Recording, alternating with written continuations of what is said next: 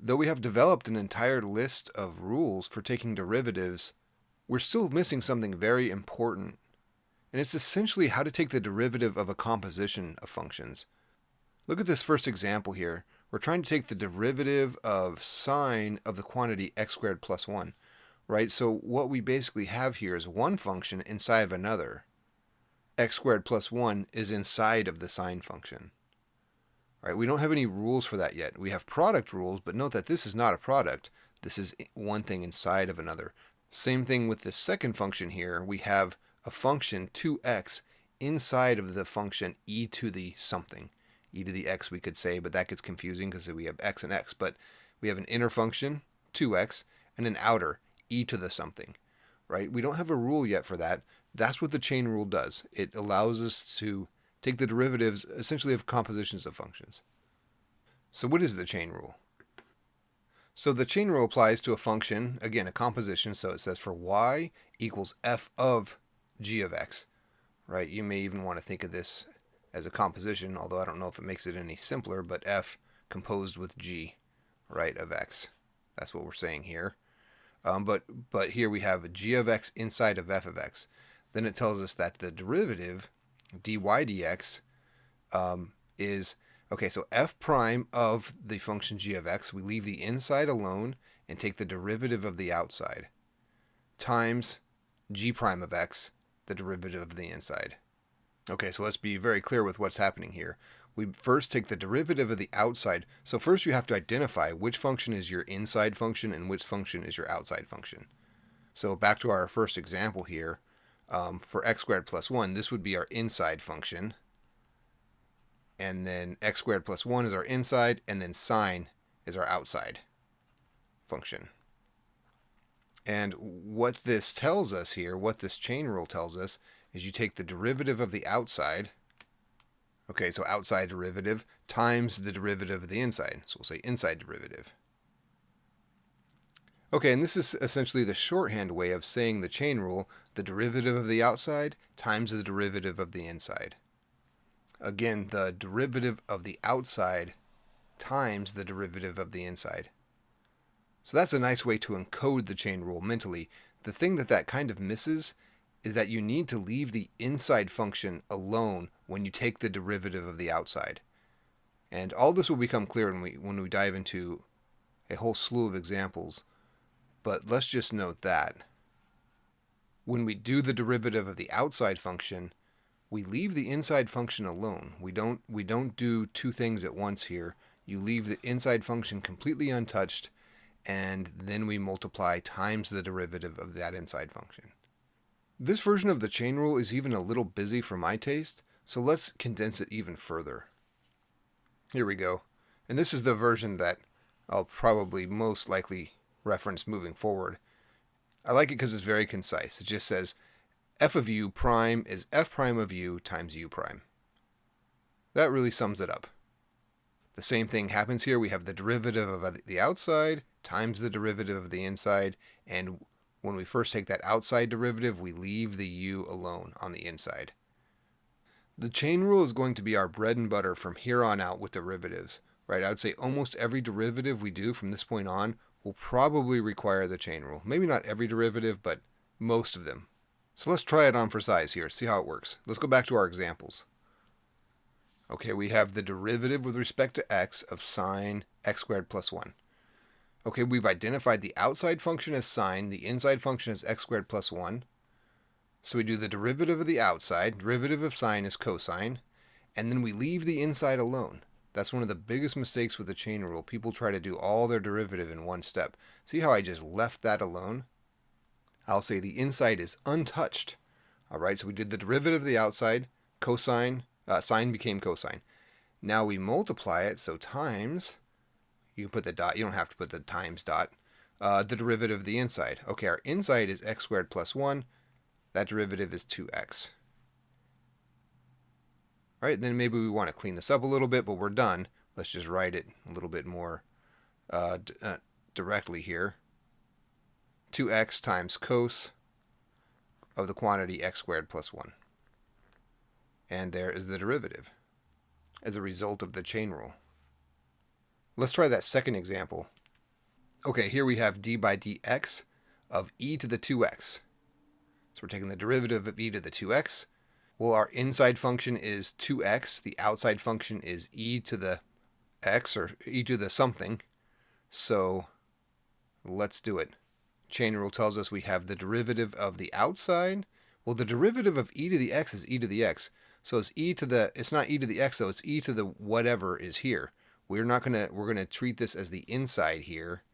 This is our inside function, so we leave the inside alone and just take the derivative of the outside.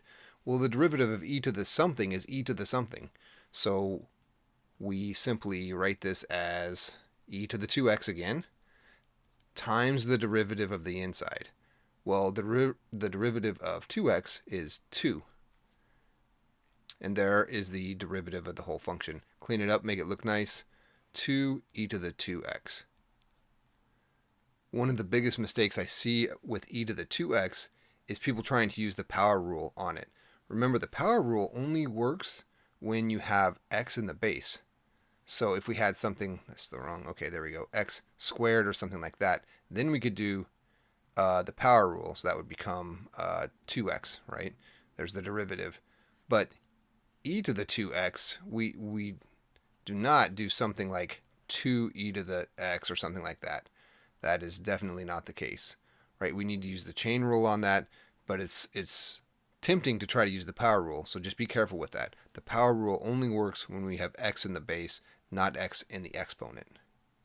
All right, and just to be very explicit here with these derivatives and putting it in accordance with how we labeled our chain rule here, this cosine of x squared plus 1, that is f prime of u, and then this 2x is u prime. If we want to just make sure we're using this rule as we have it written here. Same thing with this e to the 2x, that is our f prime of u. U is untouched, and then this 2-bit here is our u prime. Okay, so maybe we're starting to get the hang of it. Let's try 2 more examples. Okay, so here we're trying to find the derivative. For part A, we have y equals sine squared x. Now, the old way of doing this, so let's maybe look at that. Right, we don't necessarily need the chain rule. We used to do this. Back before the chain rule, we'd say, okay, y equals sine x times sine x. And then we would use the product rule. So y prime would be, okay, a prime b, so cos x times sine x. I'm just running through the product rule here, plus b prime a, derivative of b prime, or derivative of b. Right, we're calling the first term a, the second term b. So b prime a would be cos x times sine x, b prime a. Okay, well, that's a lot. Not a ton, but 2 times, let's say, cos x sine x. Cos x sine x. So it's not the end of the world to run it through the product rule, but let's try it with the chain rule. So new. In case it's not clear what sine squared x is, right, you want to really be clear on what that means. That is actually sine of x quantity squared. So just be aware as you're doing anything with trig that something like sine squared x is really the whole quantity squared. So then y prime, okay, is going to be, so our outside function is something squared, so we'll do the outside. So 2, we leave the inside alone. Sine x stays by itself, times the derivative of the inside. Well, the derivative of the inside, the derivative of sine is cosine, cos x, and we're done. So let's just make it look nice, 2 sine x cos x. Okay, so just to run through what we did there, we identified the outer and the inner function. So the something squared was the outer, the sine x was our inside. We took the derivative of the outer, we just left the inside alone. Don't even think about it. We just focused on this 2-bit. The 2 came down to the front, and whatever was inside stayed whatever was inside. And then we focused on the inside and took the derivative of that. So prime there. Sine x, the derivative of sine x is cos x. 2 sine x cos x is our final derivative. So just because the chain rule is new and strange, you might be saying, can't I just use the product rule? No, I would say make sure you're using the chain rule, because in the end it's going to be so much faster, and you have to use it pretty much anyway on every derivative. So let's just dive in and get used to using it. Let's look at B. We have y equals 1 over cos x. Okay, we could use the quotient rule on this. So I'll say old way. If you have plenty of free time and you like doing things the hard way, let's see, we have quotient rule. So y prime would be, all right, low d high. So cos x times the derivative of 1, well, that's 0, minus high, 1, d low. Derivative of cos x is negative sine x, over the square, and away we go, all over cos squared x. Well, that's simply, whoops, sine x over cos squared x. Cos squared x. That's fine. It's not the end of the world. That's fine. But let's do it the new way with the chain rule. So here's the new way, and this is the way we want to do it moving forward. How can I rewrite this? Do a little division line there. Okay. How about this? Y equals, this is cos x to the negative 1. So 1 over cos x is cos x to the negative 1. Look at that. Now we can do the chain rule. Y prime is the derivative of the outside function. What's our outside function?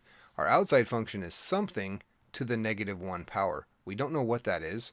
We don't care what it is in the inside. We're going to leave it alone. And I'm only focusing on the outside. So I'm not even looking at the inside. I'm just rewriting it.